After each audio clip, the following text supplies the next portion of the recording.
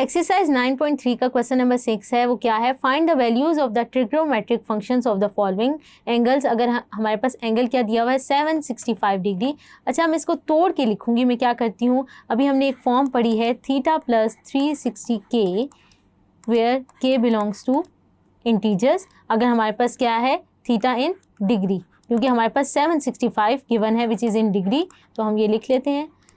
अब हम क्या करते हैं, हम इसको तोड़ने की कोशिश करते हैं। अगर मैं देखूं 360k को इंट्रोड्यूस कर लूं, फॉर एग्जांपल 1 ले लूं, तो अगर मैं क्या करूं तो यहाँ पे कुछ थीटा ऐड होगा।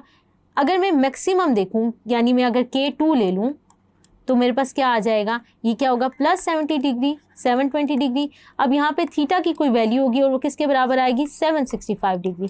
तो मैं क्या करती हूँ, अगर मैं देख लूँ कितना डिफरेंस आ जाएगा 765 माइनस 720, तो क्या आएगा 45। तो मैं ये लिख सकती हूँ 45 डिग्री प्लस 720 डिग्री, या मैं इसको मज़ीद तोड़ के लिखूँ तो क्या आ जाएगा 2 × 2 180 डिग्री। तो ये मेरे पास क्या आ जाएगा 45 डिग्री और ये क्या आ गया 765 डिग्री। तो मैंने इसको तोड़ के लिख लिया। अब हमारे पास क्या होगा कि cos 45 डिग्री और cos 765 डिग्री की सेम वैल्यू होगी, क्योंकि हमने पढ़ा है जनरल एंगल का फॉर्मूला यूज़ करते हुए हम इस तरह लिख सकते हैं। तो cos 45 डिग्री की क्या वैल्यू होती है 1/√2।